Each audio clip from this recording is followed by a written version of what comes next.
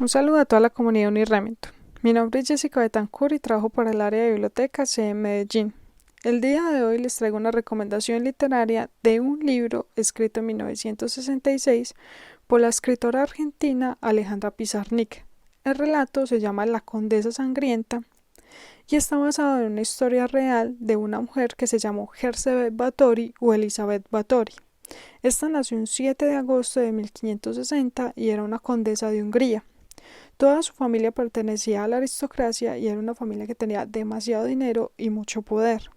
Su padre fue ministro del Reino de Hungría y se decía que toda su familia tenían fuertes trastornos mentales y decían que era como a causa de las relaciones incestuosas que ellos mantenían, pero en el caso de Herzebet se veía que ella había crecido en un ambiente de mucha violencia, porque en esa época Europa pasaba por muchas guerras y la violencia se había vuelto como algo normal, y aparte Herzebet disfrutaba de ella. Cuando ella tenía 12 años, ella era una niña muy inteligente, entonces ella como que se trataba como de revelar como con lo que era lo que se esperaba de una condesa, entonces sus padres la comprometieron con un guerrero que también era conde y era primo suyo en matrimonio, pero ella no se casa con él hasta la edad de 15 años, en 1575. Su esposo casi no mantenía en el castillo, entonces ella quedaba como completamente sola a disposición de varios sirvientes, y ella lo que hacía era que constantemente los estaba maltratando, los castigaba, casi que sus torturas se pueden decir que salieron como de la Inquisición porque era demasiado fuerte con ellos. Como, él, como su esposo no mantenía, entonces ella no queda en embarazo hasta después de 10 años de estar casada. En 1585 tuvo su primera hija y de ahí vinieron 3 embarazos más. Decían que a pesar de su maldad, ella era muy buena madre y era una madre muy sobreprotectora con sus hijos. En el transcurso de su vida, ella consiguió como 2 ayudantes, uno que se llamaba Dorotea y el otro Torco, los cuales practicaban brujería. Dorotea le enseñaba algunos rituales de brujería a Herzebet y Torco era el que ejecutaba las torturas y asesinaba a las personas.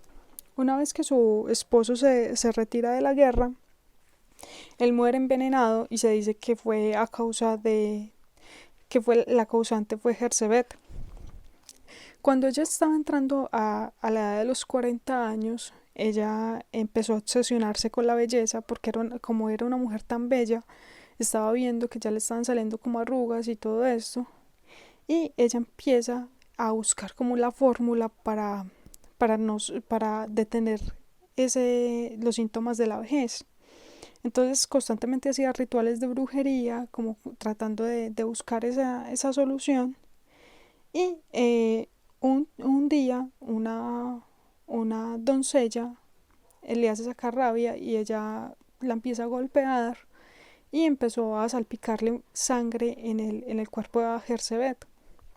Entonces cuando ella fue y se lavó, ella vio que su piel estaba mucho más tersa y empezó a llamar a sus sirvientes, a Dorotea, a Torco, y les empezó a preguntar que si se lo estaba imaginando, y ellos no se sabe si fue por miedo o por maldad, dieron que sí, que ellos la veían mucho más tersa la piel. Entonces ella comenzó a hacerse baños de sangre. En un principio los hacía una vez a la semana, ya después fue avanzando y se fue obsesionando cada vez más y los hacía 3 veces al día.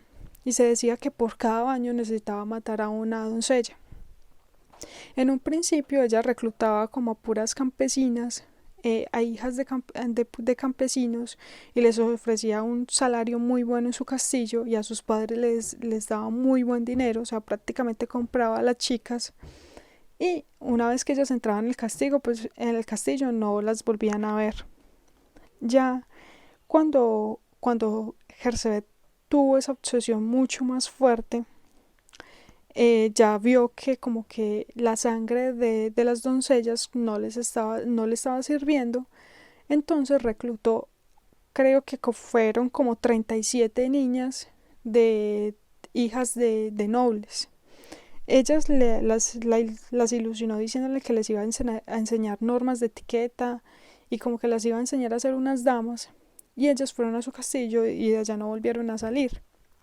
En ese tiempo, el rey de la época era Matías II y él tenía una deuda muy fuerte con Jersebet, entonces él por lo general no hacía caso omiso como a las cosas que decía la gente sobre los asesinatos que hacía Jersebet en su castillo, y la iglesia tampoco hacía nada porque ella daba unas donaciones muy fuertes a la iglesia. Pero cuando ya desaparecieron las hijas de los nobles, ya el rey tuvo que tomar cartas sobre el asunto y fueron al castillo y vieron que hasta debajo de la cama de Jersebet habían cuerpos y todo el castillo habían partes de cuerpos, y entonces a Jersebet la tuvieron que llevar a un juicio, y en el final del libro de Alejandra Pizarnik dice qué pasó al final con Dorotea, con Torco, con Ana Darbulia y con Jersebet. Ella cuenta qué pasa con ellos. A pesar de que parece como si yo ya hubiese contado la historia, el libro de Alejandra Pizarnik lo que hace es que en distintos fragmentos de más o menos 1 o 2 páginas, lo que hace es que relata cómo eran las torturas, hasta tiene ilustraciones para ver más o menos cómo funcionaban los aparatos que ella utilizaba para hacer las duchas de sangre o para hacer las torturas con las niñas. Y entonces el libro se hace como muy interesante. Aparte, Alejandra Pizarnik siempre fue una poeta, y en la forma en que ella escribe el libro se puede ver como esa esencia de poesía en la forma de escribir de ella. Eh, la historia es bastante interesante. Se dice pues que Jersey logró matar a más de 650 mujeres. Es una historia realmente aterradora, pero no se puede decir que no sucedió porque está ahí en la historia y es muy interesante de leer. Espero que les pueda gustar, al igual que me gustó a mí.